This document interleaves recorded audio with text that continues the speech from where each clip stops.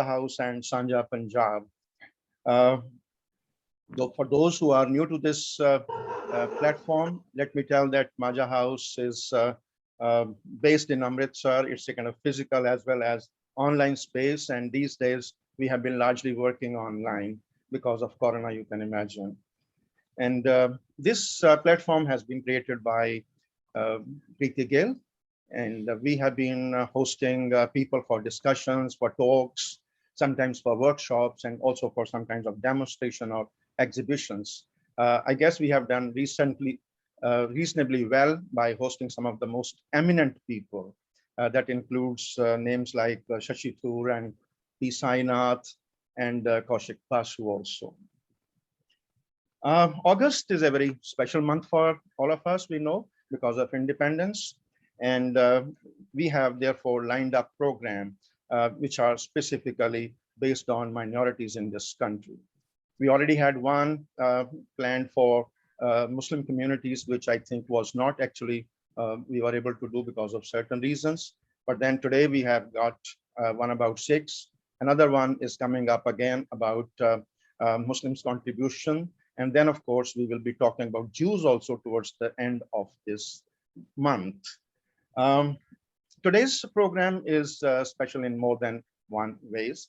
It's part of the project of what we call Sanja Punjab, which is an initiative by Arvinder Chamar. But interesting thing is that this afternoon we had this WhatsApp chat on which instead of talking about two Punjabs, which we usually talk about East and West Punjab, we were talking about three Punjabs. The third Punjab is Diaspora Punjab. And I think it's very interesting that we have got three people from three Punjabs today. Preeti wanted to have some kind of a discussion where we could call people from these three Punjabs. But fortunately, we have got today, Sarbpreet is every inch a diaspora Punjabi. And Bina Server is from Pakistan, and Mandra is, of course, very Indian Punjabi. Many of you probably wouldn't know that she is the granddaughter of a very veteran, highly respected journalist, Kuldeep Nair. A few words about Sarbpreet. I think he has been here on this platform before. He has authored two books before this. And both of them have been very overwhelmingly have been received. His book, especially the Camel Merchants of Philadelphia, has been getting a very overwhelming response. The other book about the Night of Restless Spirits is a disturbing book because it's about 1984. But I think, again, if you read, you will discover how emotional and how disturbing it could be. This book that he has produced, again, I have read and I enjoyed reading it. It's a highly readable book. And I find some of the things which are very unique to it are that he has been able to bring in a lot of data. It's a book both about his heart as well as about his head. Heart is where his devotion is, and head is where he has investigated the entire story. He has been able to bring in lots of references and translated them also. The poetry has been translated with a lot of passion. I enjoyed reading that. I think my audience here today will also do that. Bina Server is a very eminent journalist, artist, and a filmmaker from Pakistan. She's more interested in human rights, in gender, and in media works. And again, she's very closely associated with Aman Ki Asha. Again, if you remember, Kuldeep Nair was very regular when he used to come to Amritsar with those candle marches on the border of India and Pakistan. She is also a member of the South Asian Peace Action Network along with Mandra Nair. And Mandra Nair, a brief introduction, she is currently working with The Week, which is a very prominent Indian journal and magazine, but earlier she has also worked in other channels like Hindu. And she is interested in writing on books and culture and foreign affairs. I think you can go back to a number of her articles on the internet. I'll not take more time. That's, I think, good enough for this beginning. And I'll hand over now to Mandira to run the session with a conversation with Sarbpreet. Thank you, Ji. Thank you for the wonderful introduction. Sat Sri Akal, Adab. I would like to clarify that I am a Farsi Punjabi. I mean, my Punjabi is non-existent. You know, as anybody, as you've talked about my grandfather, I think we all, Punjab is more than the language, it's a feeling on both sides. So on a day which is a day just before, you know, where we sort of, where it's Pakistan Independence Day and just a day before us, not the day of horrors of partition. I think it's important to really, I think it's a lovely time, and it's a lovely time to talk about a book, which is a wonderful book. As you said, it's a heart and a head book. And it's also about a man whose virasat lies on both sides of the border. You know, who came in at a point of time which is very much like this, where you know, polarization was very much. It's about Guru Nanak. But I would like to really start with Sarbpreet Ji and ask him really about the writing of this book, because in some ways, as you said, you started beautifully, as you said, that it was a heart and a head book. The book really started with his heart and finding devotion, where he sort of found this thing. And I would like to start with that. The reason he wrote this book and his journey to write this book itself. Thank you, Mandira. And thank you very much to all the organizers at Majah House for arranging this wonderful forum. The book is intensely personal. And I think the best way for me to describe it is that it's a distilling of what I learned during my journey as a young Sikh, quote unquote, looking for his roots. So I left India in my early 20s and went to the US to attend graduate school. And like a lot of young people of my generation at that time, particularly those of us who were, you know, educated in certain kinds of schools in India, my connection to my virasat, as you referred to it, was, to put it very mildly, tenuous. And it's really, my story is not unique, because all exiles at some point in time start casting about for their roots. And I was maybe fortunate that with me, the process started fairly early, in fact, very quickly after I got to the US. I didn't read Gurmukhi at that time. I had been raised in Sikkim, which is as remote from you know, Sikh culture and Punjabi culture as you can possibly get in India. And my first introduction, sort of serendipitously, was you know, through a quote unquote white American Sikh family who I encountered at my aunt's house singing. And I was very struck because you know, for the 25 years of my life, I had been carrying my identity around like a burden. And here was this family which had crossed the seemingly impossible divide of language and culture, and they had embraced something that I had inherited and I really felt didn't place much value in. So that was the start of my journey. And after I got back to my college, I was not studying the humanities, maybe in hindsight, unfortunately, I was studying computer science and my library wasn't very well stocked. But I managed to find a book by J.D. Cunningham, who served the East India Company and was actually posted in Ludhiana right at the fall of the Sikh Empire. So this was pretty much one of the first works in English written about the Sikhs. And I found myself transported. You know, the book was written quite some time ago, and Cunningham had a lot of personal observations about the Sikhs, and of course he'd compiled a history of the Gurus.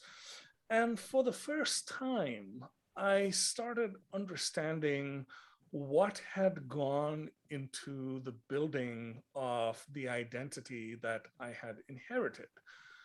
And I think that it was after I had finished reading Cunningham's book that the burden of my quote unquote different identity, which made it very easy to be othered, particularly in a place like America, magically lifted. Yeah. So I went on to seek out other things. Max Arthur McAuliffe wrote his opus, The Sikh Religion, several decades after Cunningham.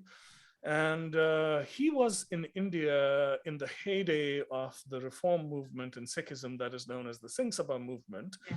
And he was very tightly connected with Bhai Khan Singh Nabha, who was one of the foremost Sikh intellectuals of that time. And really very much influenced by him, McAuliffe wrote a magnificent work on Sikhism from a very traditional Sikh perspective. And then I discovered the books of Khushwant Singh, which to me were really a continuation of J.D. Cunningham's excellent work. So that was kind of the start of my journey. As the years passed, I started teaching. I was a young man myself then, and I would, at the same time, I developed a passion for Gurmat Sangeet or Sikh sacred music. And I lived in New Jersey at the time, then moved to Massachusetts. So I started teaching young children both Sikh history and Gurmat Sangeet. And, during the course of that time, I had taught myself Gurmukhi. And I was finally able to engage with the Guru Granth Sahib directly, which was a challenge in itself. I mean, those of you who read the Guru Granth Sahib know that even though it's written in Gurmukhi, it encompasses a dizzying array of languages. So it's a difficult scripture to engage with. But I discovered the writings of Bhai Veer Singh, who was really a savant. And his emotional writings about the Sikhs were very, very influential. My further research took me to epic poetry, mostly written in Braj Bhasha. So I was exposed to the Gur Pratap Suraj Granth, which is colloquially known as the Suraj Pratap, and then some of the heroic Gurbilas literature about the 6th Guru and the 10th Guru in particular. And it was really all of these sources that sort of inspired me along my journey. All of this came to a head when I was visited by a young student who was interning at the Pluralism Project at Harvard. So the Pluralism Project, for those of you who are not familiar, is a fabulous interfaith organization started by Diana Eck.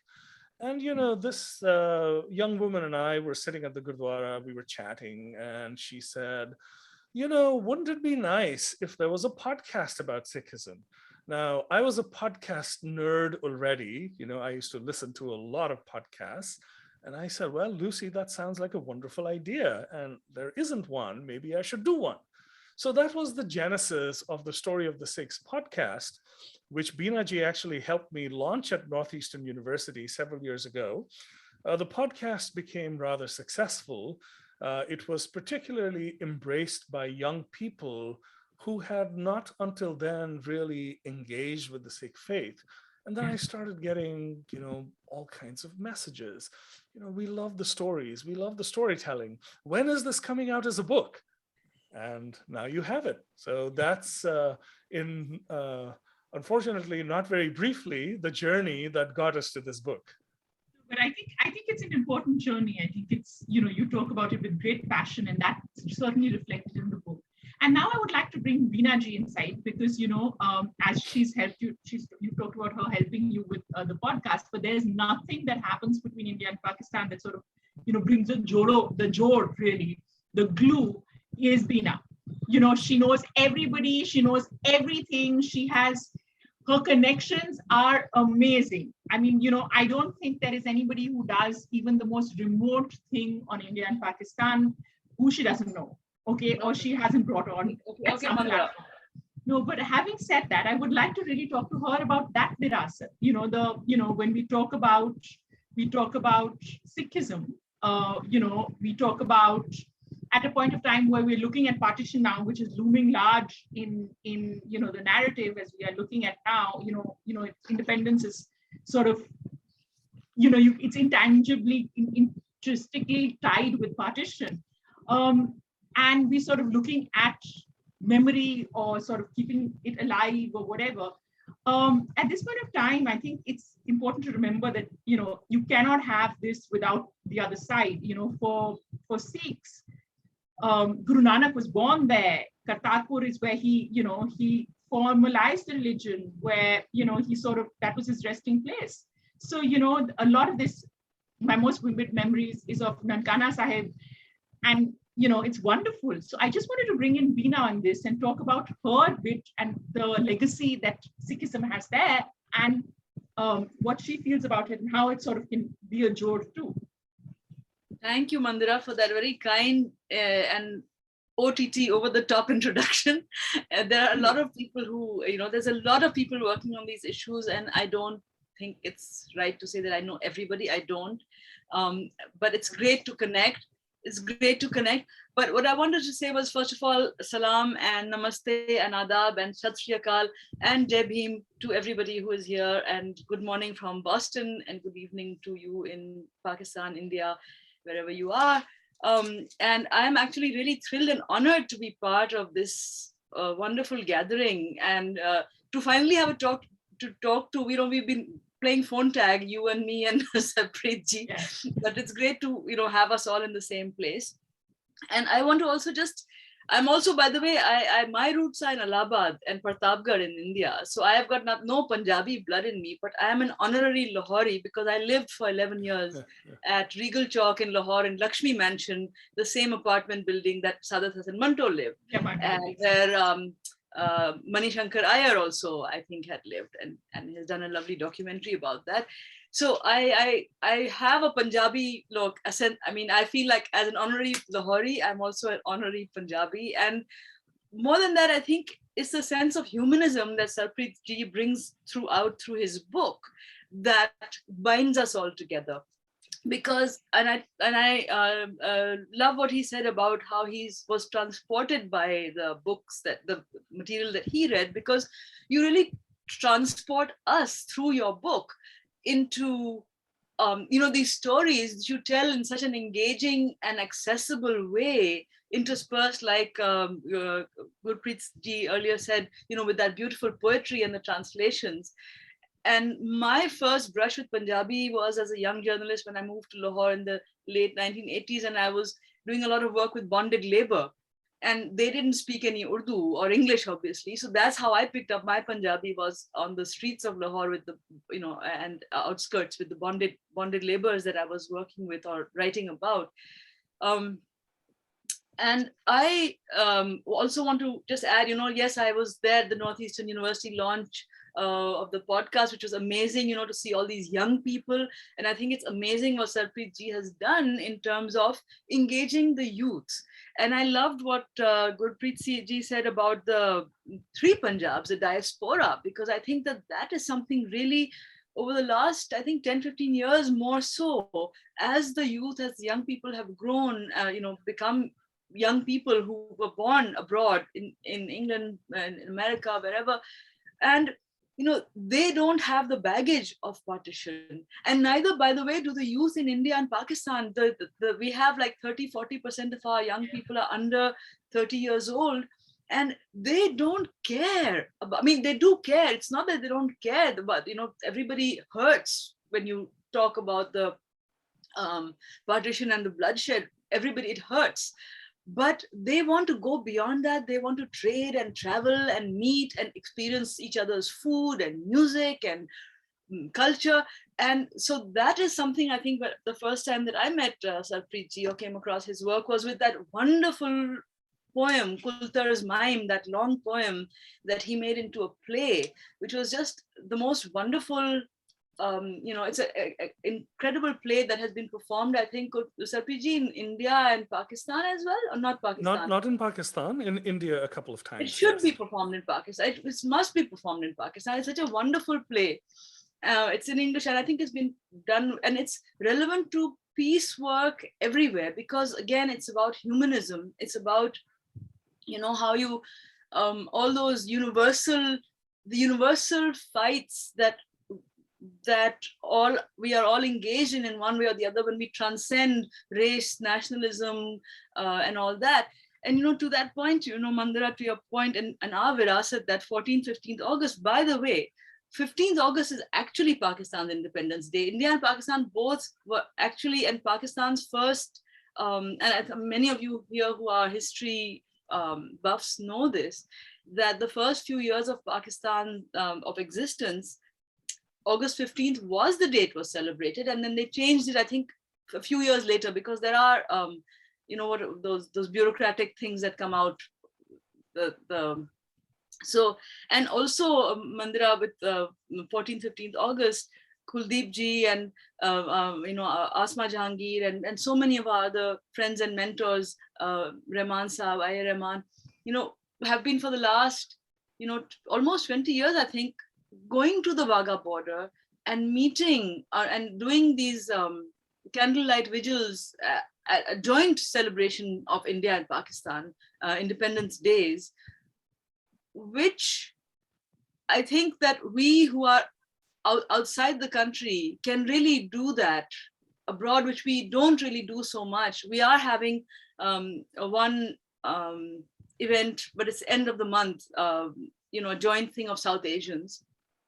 So I think with that, I want to just go back to your Heart and Head book and ask you, Sarbpreet ji, a question, because when I was reading it, I was struck by that first section about the siege of Sayyidpur and the massacre, and how Guru Nanak became, his words to Babar, and how he stood up against tyranny. And it's a universal story. It's the Hussaini story. The Sikh story is also the Hussaini story, right? It's the standing, and again with those universal themes, right?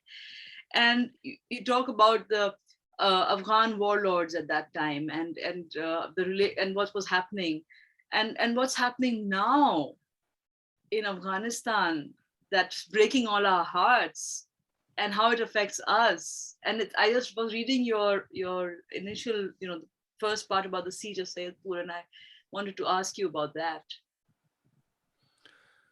Indeed. So,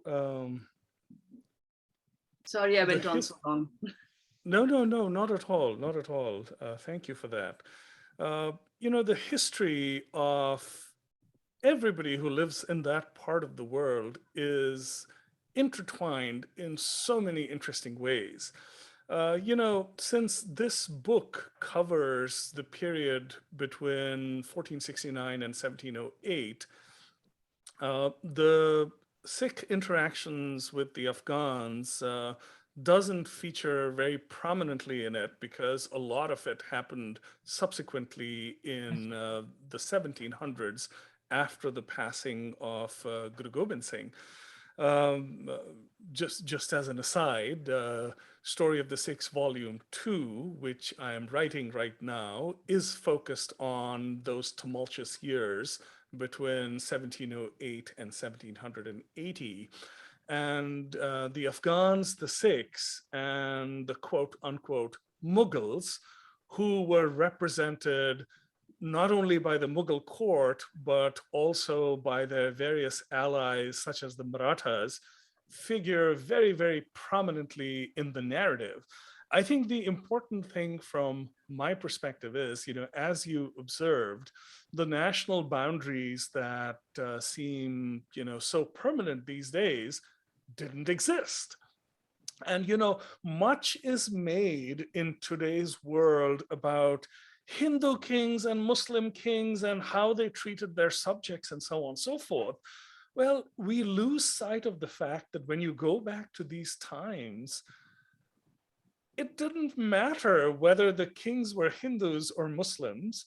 Perhaps 80% of them oppressed all of their subjects indiscriminately. Maybe about 20% of them were benign. And what their faith was or what their lineage was didn't really matter.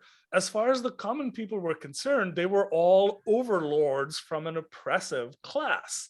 So I think more than anything else, that's the reality that unites the ordinary people of whether it's India or Pakistan or Afghanistan, because the only thing that's happened is that the faces and the names of the warlords have changed. But everything else is still pretty much the same, which is, such a tragedy. Yeah, so that's what I was coming. That's one of the points that I was coming to, is that the oppressor and the oppressed, the oppressor has just changed. I mean, we may have shed off our colonial rulers, but we are following their policies like as if we were born to it. Absolutely. And in fact, we have taken on the worst of their of their legacy, and we have the legacies that they left, which could make things better for ordinary people, like democracy and some kind of due process and things like that. It's like out the window. Indeed, so, indeed. I also had another question, but maybe I'll let Mandira ask her question first. I was actually going to talk about this, looking at this, Yeah. You're talking about nation boundaries and something. I was going to talk to you about Guru Nanak and his travels. And, the importance is why, while we're talking about the aspect of, colonialism or things like that, I think it's also important to realize that, your story of the Sikhs start with a remarkable man who traveled, most of his life, 25,000 kilometers at a point of time when travel didn't exist. He traveled from, you've talked about Sikkim, you've talked about he reached Leh Ladakh, when the road was narrow, he certainly didn't get acclimatized, right? He went to Mecca. And I want you to talk about that, the message of Guru Nanak that starts off from there, and how it's, and I think you also would like to read a passage. I think it's important to remember, how when Nanak came out, when he was enlightened, one of the first words that he says when he disappears is "Na koi Hindu, na koi Musalman." We're at a point of time like that. That then the story carries on, and that bit of the story, I would like you to talk about the fact that his travelers, and I would also then like to talk to you about his travel companion, Bhai Mardana. The aspect of a friend, the aspect of that which sort of somehow we don't see the magnitude of his contribution really in some ways. So could you talk about that, please, his travels? Absolutely. Let me first briefly talk about his travels, and then I would love to read a short excerpt from the part of the book that describes his visit to Mecca. Yeah. That'd be lovely. So the travels of Guru Nanak Sahib were fundamentally important. And, in hindsight, it's impossible to understand what the state of his mind was when he set out on his travels. Devout Sikhs will tell you that he was divinely inspired, and the minute he had his epiphany, all the wisdom that is carried in his writings was magically imparted to him. Modern scholars will tell you that he engaged with a plethora of mystics, savants, holy men from different faiths, and perhaps that influenced his thinking. Who knows? Who knows? I certainly don't. But it is a matter of record that he did travel to far-flung places, and right from the time when he was a child, he was tremendously curious. He always engaged in dialogue, and that's what he did. Before I get to the excerpt, since you mentioned Bhai Mardana, Bhai Mardana was so important in so many different ways. Guru Nanak was not proselytizing. He didn't go around saying, "Become my follower." He told Muslims, "Be good Muslims." He told Hindus, "Be good Hindus." Yeah. So his manner of operating, quote, was roughly as follows. He and Bhai Mardana would arrive in a village. Every village usually had a square and a large tree. They would set up under the tree.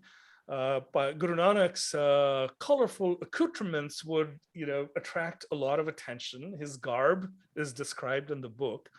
And then he would gently say to Bhai Mardana, "Play your instrument," which was the rabab, in a certain sense, the precursor of the modern sarod. And Bhai Mardana would start playing. And pretty soon, kids would gather, because kids are always the first to gather. And then their parents would show up and they would sit around them and listen, and Guru Nanak would sing. And that's how his message was conveyed to the people. So in that sense, Bhai Mardana was, such an integral part of the process of, we Sikhs, we traditional Sikhs would say, the process of the Sikh scripture being revealed to Guru Nanak. Bhai Mardana was there. Bhai Mardana was the first one who heard it, and he sang it. So in that sense, he was an integral part of his journey. And then it's, as an interesting side note, unbroken from the time of Bhai Mardana to the horrors of 1947, it might interest some of our non-Sikh audience in particular to know that the most prominent singers at the Sri Harmandir Sahib, the Golden Temple, until 1947 were Muslim Rababis who were the descendants of Bhai Mardana. Unfortunately, the situation at partition and sort of, the fear that everyone felt prompted several of them to migrate to Pakistan. It was unfortunate because there was no patronage. Nobody wanted to listen to Gurmat Sangeet. And a lot of these magnificent musicians, for want of a livelihood, perished in poverty, often taking on the lowest of the low and the poorly paid occupations just to survive. The only exception perhaps was Ustad Ghulam Hussain Shagan, who was the son of Bhai Lal, one of the last great Rababis of the Sri Harmandir Sahib, who went on to become one of Pakistan's most famous classical musicians. But the legacy of Bhai Mardana and his descendants lives with us to this day. Gurmat Sangeet, as I said earlier, is one of my passions, and I can tell you that so many of the melodies of Gurmat Sangeet have been handed down generation after generation through the teaching lineage of the Rababis, descendants of Bhai Mardana. And one of the most significant ones, a contemporary of Bhai Lal, was Bhai Taba, who also sang at the Sri Harmandir Sahib, and who perhaps single-handedly is most responsible for the preservation of a lot of these seminal tunes that were passed down over hundreds of years. I'm sorry for that digression, but the mention of Bhai Mardana prompted me to share this with everyone. And now I'll go to the book and I'll read an excerpt from chapter 3, I beg your pardon, which is about Guru Nanak Sahib's visit to Mecca. So there is this well-known story that certainly all Sikhs have heard about Guru Nanak Sahib resting at a Sufi sarai in Mecca and sleeping with his feet towards the Kaaba and, being set upon because of disrespecting, the Kaaba. And, I won't go into that story that's recounted in the book, but what happens is happens right after that.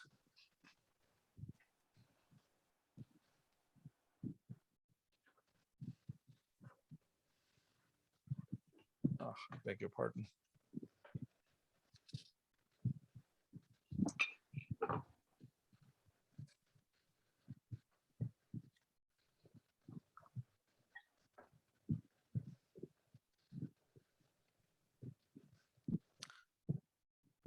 Ghazi Ruknuddin realized that he was in the presence of one who was divinely inspired. He and other holy men and scholars sat down with Nanak, and many deeply spiritual discussions ensued.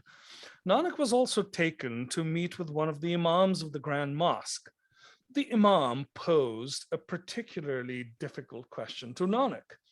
This life, verily, is an ephemeral rest stop, O Nanak. How then shall we attain the divine? Nanak reflected deeply and answered. Yak arz guftam pesto dargos kun kartar hakka kabir kareem tu beab parvardigar dunya muqam fani tahqiq dile dani Mama sar mu'e Azrail girafte dil hech nadani.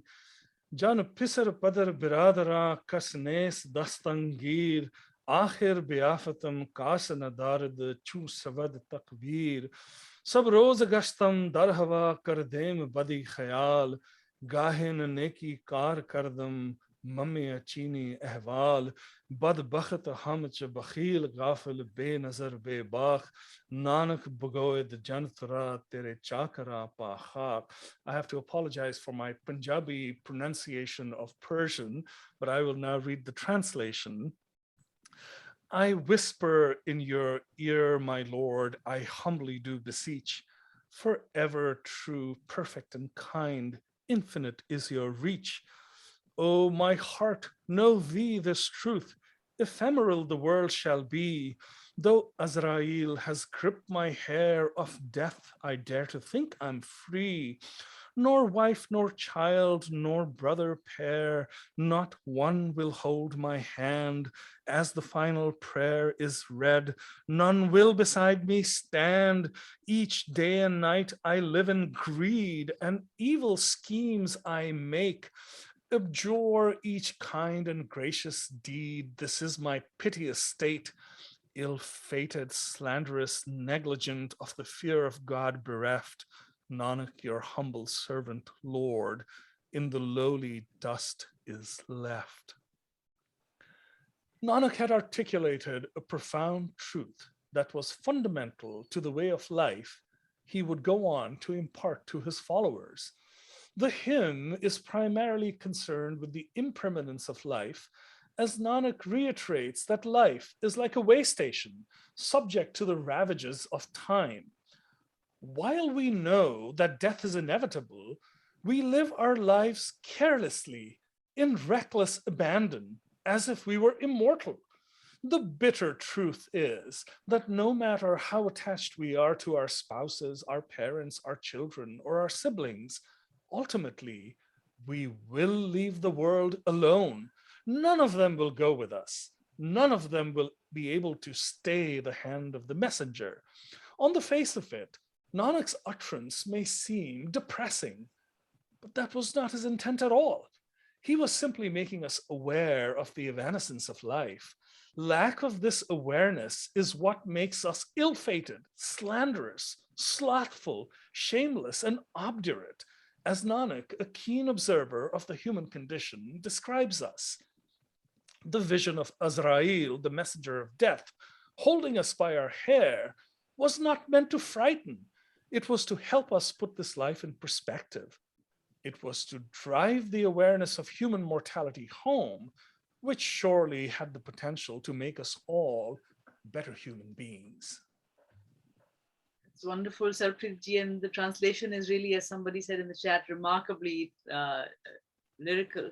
And I just want to say that one thing that really strikes me about this, the death awareness of death. So now, this is so prescient in a way, because now they're talking about that in all the, life sciences and all that. It's like, live in the moment, be mindful. All these things that are becoming like buzzwords now and becoming fashionable now. He had already articulated that, because that exactly is what it is. Indeed. It's remarkable, but and I wanted to talk. Yeah, Mandira, I would request you please be a little louder. Sorry, G. Sorry. Yeah, so and my voice is Sarabji, usually very the loud. request to you also, please. I think the reading was just so remarkable that it sort of made me softer than louder. Usually my voice is bahut buland, but phir bhi. So I just wanted to ask you about this thing, and you've talked about this, and you've when we were talking, you talked about going to Lahore and actually sort of going back to find these places and the absurdity of this. I wanted to talk to you really about the, your essentially, how difficult it is, or really essentially personally how it really feels about having part of your, you can't do darshan, for example, on one side, sort of this being torn between these two Punjabs, really, living in a third Punjab, where the diaspora is now becoming more and more active. And, the diaspora is actually doing the research and the recording the stories and actually telling our history in sort of being more, in some ways larger than life, looming on India, on both Punjabs. And I would really like, and I know it's a digression, but I would like to talk about a story that I read about Guru Nanak, where he says that, he goes with Bhai Mardana to a village where everybody is sort of lazy and, rude and everything like that. And he spent some time there and he says, base raho, okay, Exactly. stay there. And then he goes to the next village where everybody's wonderful and sort of, they go out of their way, they sort of give him this thing, they're respectful, they give him their bed, they give him his food and everything like that. And he sees goodness there and he says, bichad jao, as in like scatter. And then Bhai Mardana asks him, but we went to that village and everybody was like practically, they were all thieves. Why did you tell them to sort of stay put and, be bustled there? And, here are these good people. Why are you telling them to scatter? And he says, because goodness must travel. And in some ways, the diaspora is actually looking at the good. They're sort of bringing back stories. They're also holding a mirror to various aspects. But I wanted to talk to you about being divided, living in a third Punjab, sort of looking at these both two Punjabs and feeling divided. And your experience in Lahore. I'm smiling because I told the same story in one of the earlier sessions sometime last week, I believe. It is such a lovely story. It's such a beautiful really, story, right? Goes to the heart of the diaspora, I think. Yeah. But, to answer your question, sometimes you don't have a sense of what you don't have. Right? I mean, my generation and the generations after were raised in, a divided subcontinent. And even after I started embracing, my virsa, so to speak, Pakistan and the part of the Sikh heritage that was, quote, inaccessible in Pakistan was not something that I actively thought about. Of course, I knew about it.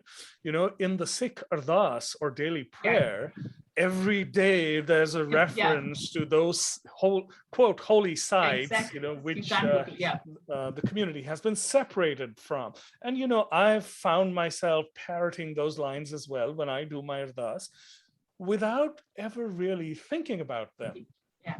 So I thought about them when I got to Lahore, which was in early 2020. I was in Lahore for a conference to speak about the Camel Merchant of Philadelphia. And literally after I arrived, a couple of my friends took me to Lahore Fort, which is quite the tourist destination. It was absolutely crowded. I did not know at that time about how few Sikhs are left in Lahore.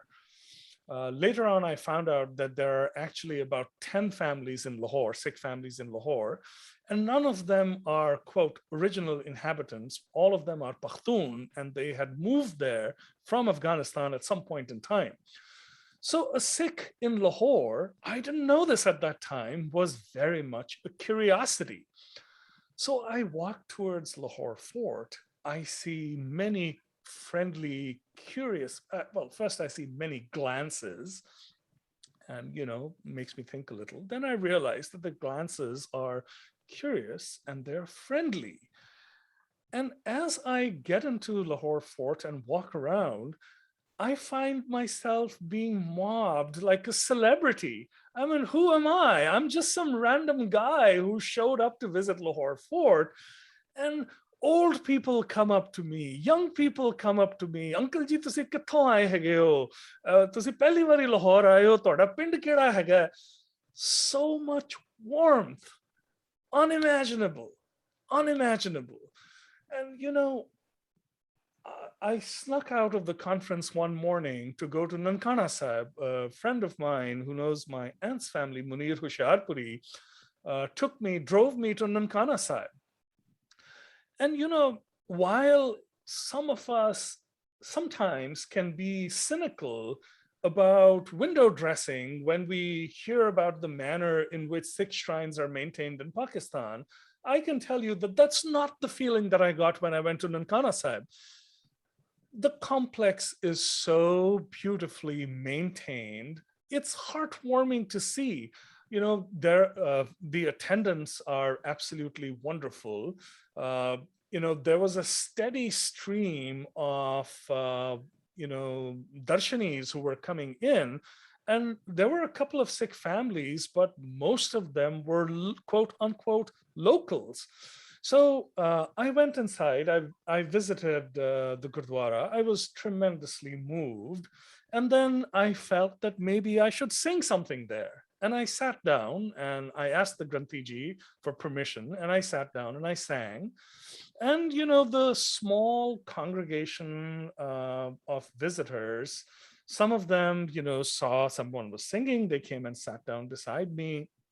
You know, they listened rapt in attention. There were probably half a dozen of them, or maybe a dozen of them. And when I walked, and you know, I saw they came there for dua, and you know, they were offering dua in the Muslim manner. And at that moment, you know, the absurdity of our differences that are imposed by natural, you know, by these artificial barriers and these new barriers, really sank in. And, you know, as I crossed back at the Wagah border, you know, Toba Tek Singh came to mind. And once again, the absurdity of these differences was driven home. I can tell you that from that day onward, you know, my visit in Pakistan was only for 5 days. It was too short. I did manage to visit the Dargah of Sai Mia Mir in Lahore, also Mathulal Hussain in Bhagwanpura, and my friends also very kindly took me to Kasur to visit the shrine of Baba Bulle Shah. If you see a theme emerging there, I'm also very passionate about Sufi poetry, particularly Bulle Shah and Shah Hussain. And it was such a wonderful experience. I am determined to go back as soon as the pandemic will let me. And this time I plan to spend much more time there. Now I am acutely aware of what we're missing. And, you know, I look forward to the day when I'll be able to embrace that part of my heritage, you know, unconstrained. I would like to bring in wonderful. Rina there. Yeah, I just wanted to say that, you know, this, I just heard because of the pandemic, we are living in these times when, you know, even if visas were, you know, easily available, right now all the borders are closed because of the pandemic. But I did hear some good news that it seems that Pakistan might be moving India from category C to B, which would allow at least the opening of Kartarpur Sahib corridor and the Kartarpur corridor. So that would be something good. And that is something that we are working on, Mandira, as part of this also, like the South Asia Peace Action Network initiative. You know, we're talking about visa-free South Asia, soft borders, and, you know, the journeys you describe in your book about Guru Nanak, you know, traveling the expanse of South Asia from, you know, from the southernmost part to the northern and eastern and all that is really the dream. And we're not saying that take away national boundaries, because, you know, this nation state is here to stay for at least for the foreseeable future. But why can't we imagine like something like the EU or like America and Canada? You know, there was the chalk.com that many of you might be familiar with, you know, the first cross-border platform in the 1990s, which is now defunct, sadly. They produced a book called Imagine, Neighbors in Peace. And that is, you know, our slogan as well for South Asia Peace, is like, imagine neighbors in peace. I mean, why can't we do this? Why does it have to be so difficult? Why do you only get a visa for 5 days? You know, why does there has to be police reporting 24 hours before, and, you know, within arrival and departure? Why do you have to you can only enter and exit from the same point? You know, and you can only get visas for cities. If you're an Indian for India, and if you're an Indian for Pakistani and vice versa, you only get visas for cities, you know. So our slogan of #Milne Do, like, let people meet. And that's really, I think, one of the, because this is what Guru Nanak did is he met people, he went everywhere and he met everyone. And the whole, the lack of casteism, the dream of egalitarianism is so beautifully enshrined in his teachings and how you bring it out in your book as well. And there's so many lessons. And I just want to mention one thing, about the story that you read out about his visit to Makkah, and he was sleeping with his feet to the Kaaba, and he was chided for that.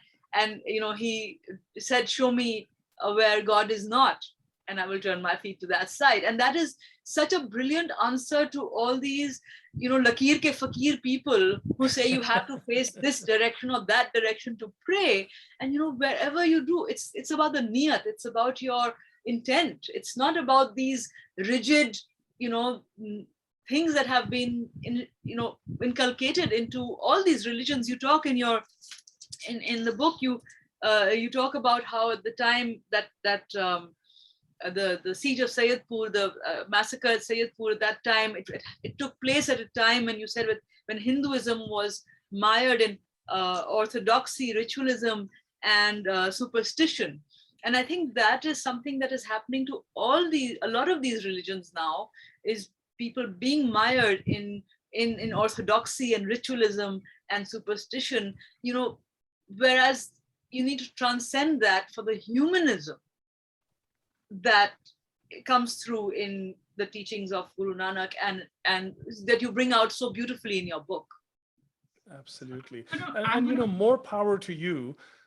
This has to be said, and it has to be said over and over again. And at some point, we will become like the EU and the US and Canada. It just makes too much sense.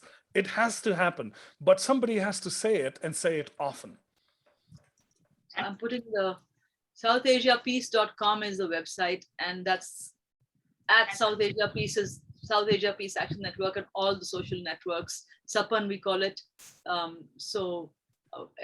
We invite everybody to join and follow and share and subscribe, and and it's a network. It's not like everybody can keep doing whatever their own work, and we all come together for this goal that we need to do. Terrific. So I would like to do two things, and I think both my two questions really have come up in the chat box. But I wanted to, one of the aspects is when somebody says in the egalitarian, and that was my favorite question, and we talked about this, Sarbpreet ji, about women and in Sikhism. And I asked you, I said, there is, Mata Khivi, there are so many women in Sikhism, there's who somehow are the inspiration, of this thing, Guru Amar Das, for example. This thing, there's so much, there are. So why is it that there isn't enough of them? Why don't we see them? Somebody's asked you a question about why is there no woman guru? And they've also asked you the same thing that I've said, that will you sing? So first, can you ask us about, tell me about why there is no woman guru, and what you see about, why do you think that while the Guru really talked about egalitarianism and no gender, why is there still the same divide in some ways? Indeed.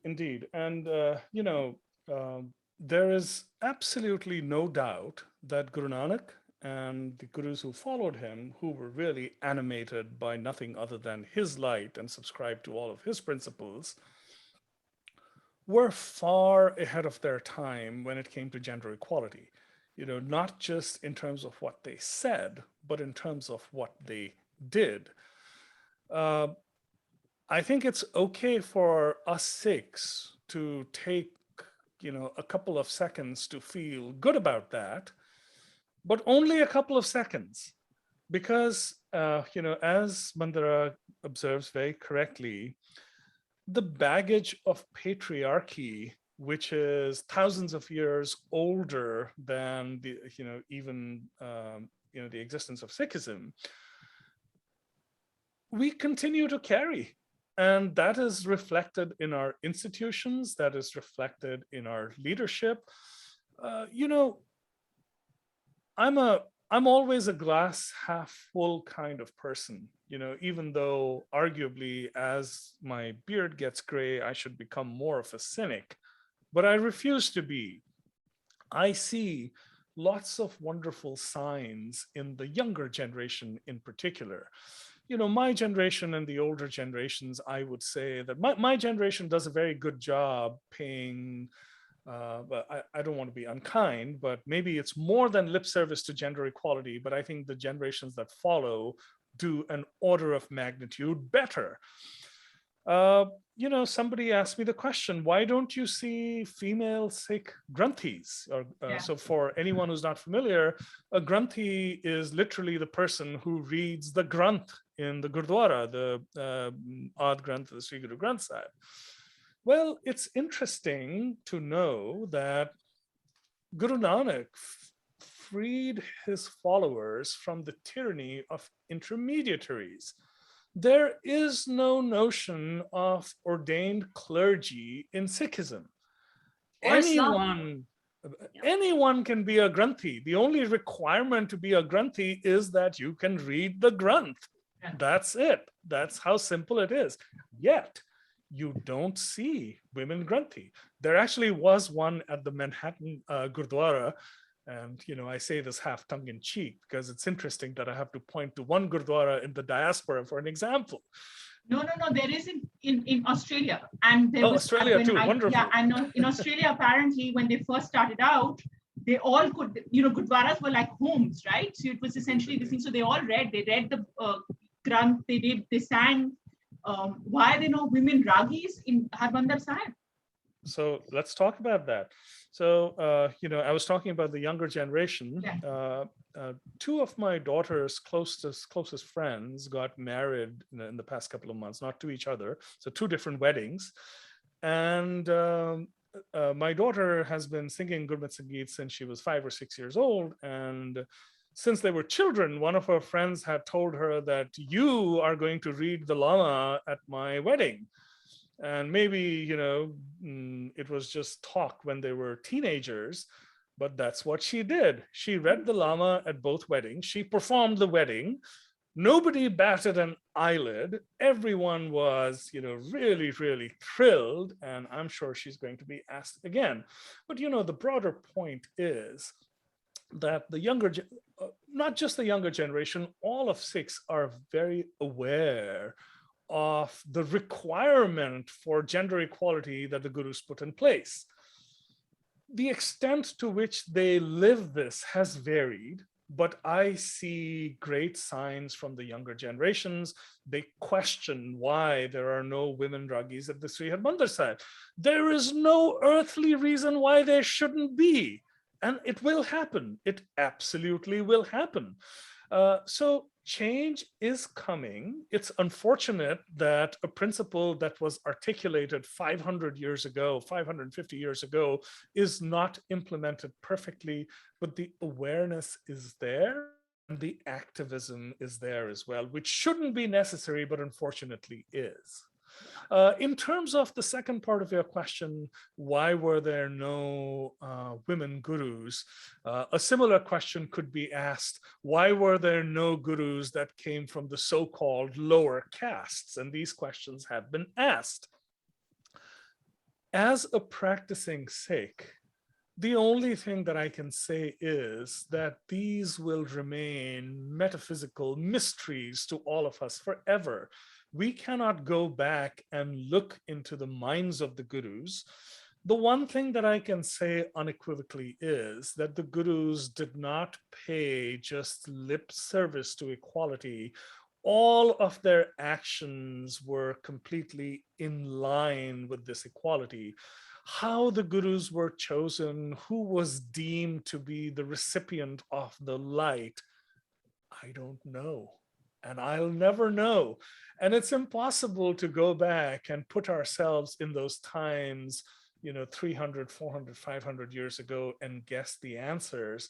I would just focus on the fact that the notion of all forms of equality was unequivocally lived by the Gurus.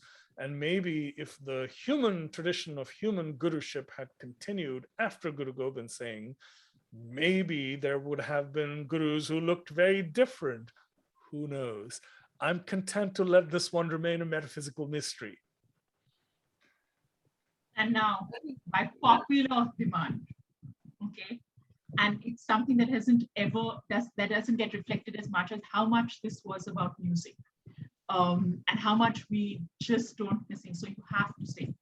Mandira, before that, I just want to make one quick little point just to add to what Sarbpreet Singh, the first part of his thing about patriarchy and about how the culture, the deep-seated centuries of oppression, not just towards women, but towards all oppressed communities, because Islam, similarly, I hear this from people, reformers in Islam as well, brought in so much egalitarian for women, but the way it's practiced in the patriarchal cultures is totally different. So I just wanted to flag that, because it's so easy to flatten out cultures and say that they are not whatever.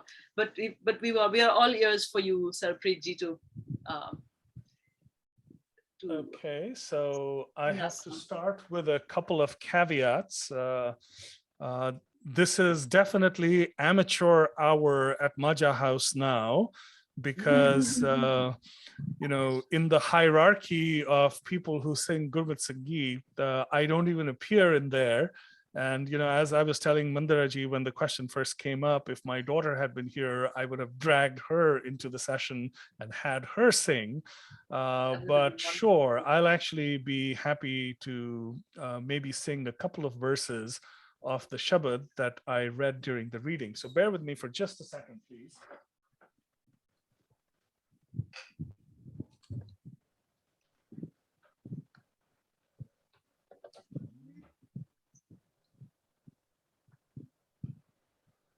I'm just connecting my speaker so that I can crank up my Tanpura. So just give me a second.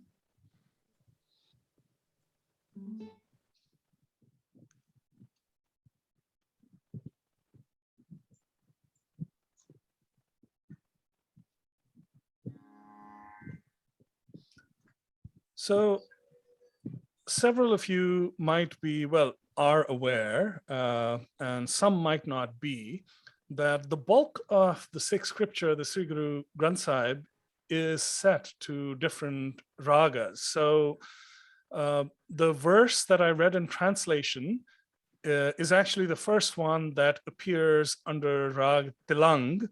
So Tilang is a melody that in the Shastriya Sangeet world usually gets relegated to the singing of light compositions, and a Mishra form or mixed form of Tilang is often sung.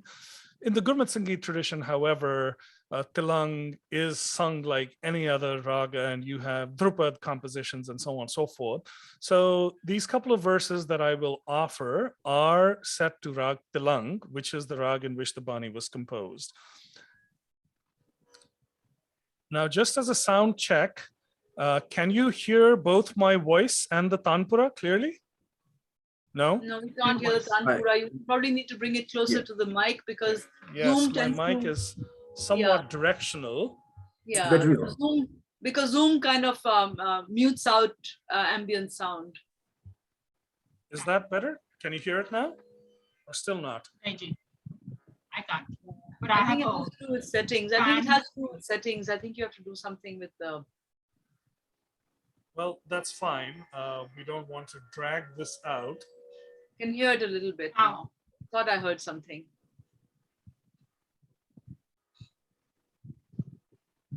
I'm just getting my words here, so please bear with me for just a second. Yeah, we can hear it now. I had been warned that I'll be asked to sing, but I was hoping that we'll run out of time. So I might be asked to sing more.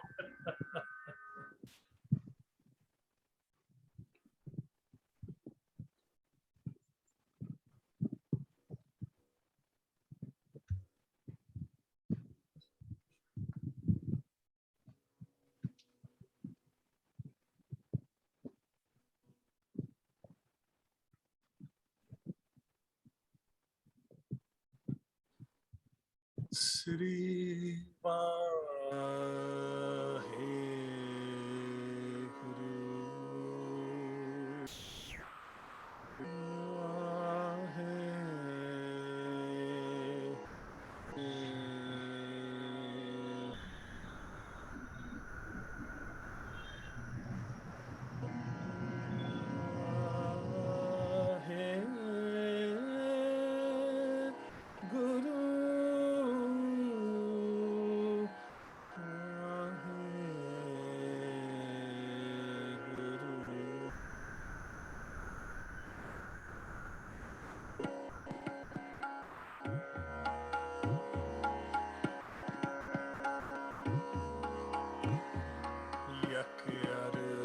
guftam pesh to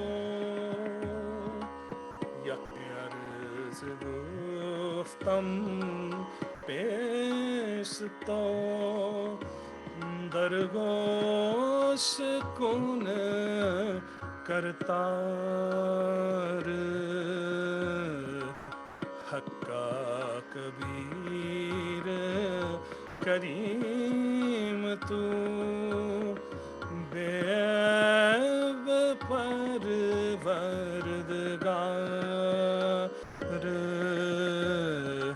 yak arz guftam pesh to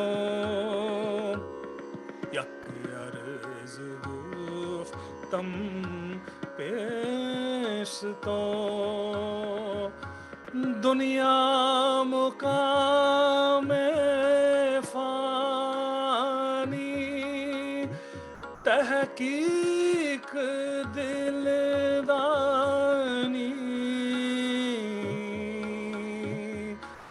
ममसर मुए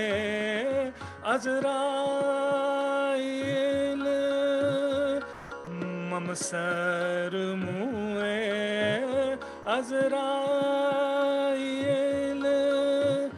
गिरफ्ते दिल है चना दानी गिरफ्ते दिल है चना दानी दुनिया मुकाम फानी तहकीक दिलदानी तहकीक दिलदानी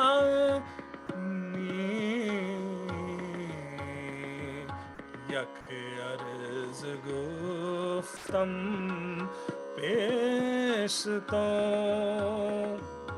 यक अर्ज गुफ्तम पेश तो दरगोश कुन करतार हक्का कबीर करीम तू बेअब परवरदगार यक अर्ज गुफ्तम पेश तो यक अर्ज गुफ्तम पेश तो यक अर्ज गुफ्तम यक अर्ज गुफ्तम यक अर्ज गुफ्तम पेश तो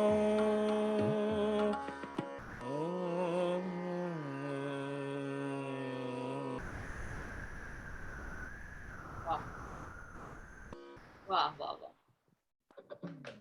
वाह दिल खुश कर देता Really.